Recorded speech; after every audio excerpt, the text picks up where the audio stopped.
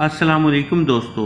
حضرت مخدوم نے فرمایا کہ مولانا برہان الدین ساوی کے ساتھ ایک روز گھیاس پور سے واپس آ رہا تھا۔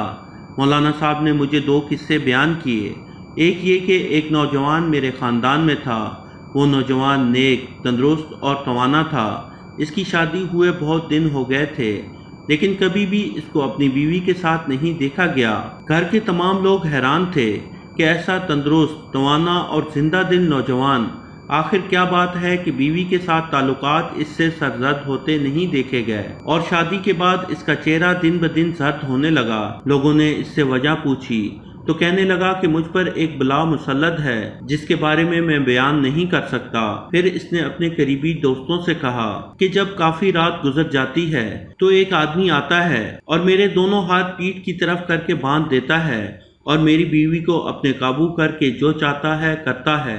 اگر کبھی میں اپنی بیوی سے قربت کرنا چاہوں تو وہ اچانک نمودار ہو جاتا ہے اور مجھے ایک زوردار تماچا رسید کرتا ہے، جس کی وجہ سے کئی روز تک میرے سر میں درد رہتا ہے، اور اس کے بعد میرے ہاتھوں کو مضبوطی سے پیچھے کر کے باندھ دیتا ہے اور خود میری بیوی سے لطف اٹھاتا ہے۔ میرے خاندان والے حضرت شیخ کے مرید تھے۔ اس واقعے کو میں نے حضرت شیخ سے بیان کیا۔ حضرت صاحب نے فرمایا کہ تمہارے خاندان میں کوئی ایسا آدمی ہے جو کشمیری دروازے کے باہر سوئے۔ وہ نوجوان جو اس مصیبت میں گرفتار تھا، کشمیری دروازے پر سونے کے لیے تیار ہو گیا۔ حضرت صاحب نے اس کے ہاتھ میں ایک تحریر دی اور اتوار یا منگل کے دن اسے اس جگہ سونے کو کہا، اور فرمایا جب تم اس جگہ رات گزارو گے تو سب سے پہلے تمہیں ایک خوفناک آواز آئے گی اور پھر خوفناک صورتیں جیسا کہ ہاتھی، بندر اور شیر وغیرہ نظر آئیں گے۔ تم ان سے ہرگز نہ ڈرنا۔ اس کے بعد ایک آدمی سفید براق چہرے والا، سفید کپڑے پہنے ہوئے گھوڑے پر سوار نمودار ہوگا۔ اس کے ساتھ کئی پیادے بھی سفید رنگت والے لباس میں ملبوس نمودار ہوں گے۔ تم کاغذ کو کھول کر ہاتھ میں لے لینا اور ان کو دکھا دینا۔ وہ نوجوان رات کو حضرت صاحب کی ہدایت کے مطابق کشمیری دروازے کے باہر سونے کے لیے پہنچ گیا۔ تھوڑی ہی رات گزری تھی کہ خوفناک آوازیں آنے لگی۔ وہ سمجھ گیا کہ یہ وہی آواز ہے جس کے بارے میں حضرت صاحب نے بتایا تھا۔ پھر اسی طرح بندر، ہاتھی اور شیر جیسی صورتیں نمودار ہوئیں۔ وہ لیٹے لیٹے ان سب کو دیکھتا رہا۔ اس کے بعد ایک گوری رنگت والا آدمی سفید لباس میں ملبوس گھڑ سوار نمودار ہوا۔ اس کے ساتھ سفید رنگت والے سفید لباس میں ملبوس پیادے بھی تھے۔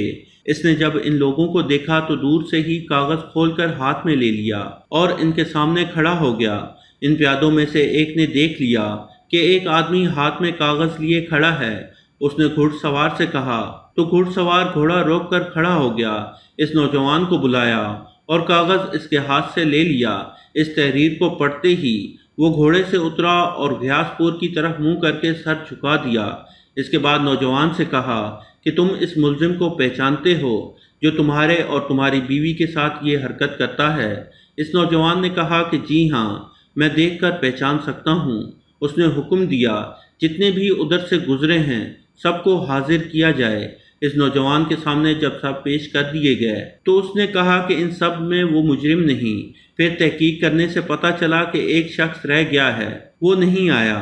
اس گھڑ سوار نے حکم دیا کہ اس کو فوراً حاضر کرو۔ وہ کپڑے سے منہ چھپائے سامنے آیا۔ اسے دیکھ کر سوار نے کہا کہ چہرہ کھولو۔ کھولتے ہی اس نوجوان نے پہچان لیا کہ یہی وہ مجرم ہے۔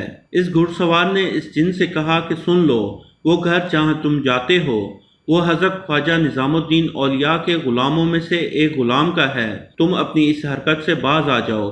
اس نوجوان نے کہا کہ اس عورت پر عاشق ہوں، میں ہرگز باز نہ آؤں گا۔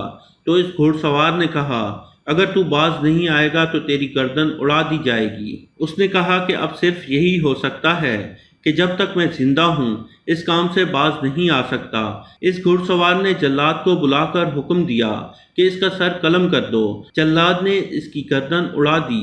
اس کے بعد اس گھڑ سوار نے اس نوجوان کو مخاطب کرتے ہوئے کہا کہ اے نوجوان، جاؤ اور حضرت صاحب کی خدمت میں میرا پیغام پہنچا دو اور عرض کرو کہ آپ کا حکم ملتے ہی جس بدبخت نے آپ کے غلام کے گھر کی بے ادبی کی تھی اس کا سر قلم کر دیا ہے۔ پھر وہ نوجوان اپنے گھر میں اپنی بیوی کے ساتھ خوش رہنے لگا۔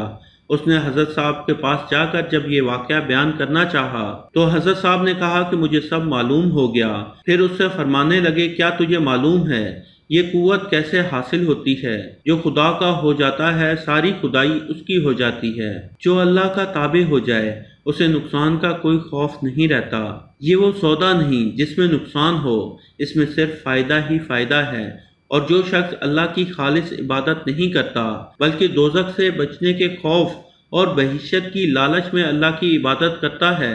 احیاء العلوم نامی کتاب میں ایک جگہ کلام قدسی پیش کیا گیا ہے، یعنی میرے بندوں میں سے سب سے بڑا دشمن وہ ہے جو میری عبادت دوزخ کے خوف اور بہشت کے لالچ میں کرتا ہے، کیونکہ وہ دوزخ اور بہشت کا بندہ ہوا، میرا نہیں۔ تو دوستو یہ تھی ہماری آج کی کہانی۔ پسند آنے کی صورت میں لائک کریں اور اپنے دوستوں کے ساتھ شیئر کریں، اور ہمارے چینل کو سبسکرائب کرتے ہوئے ساتھ موجود گھنٹی کا بٹن بھی دبا دیں۔ شکریہ۔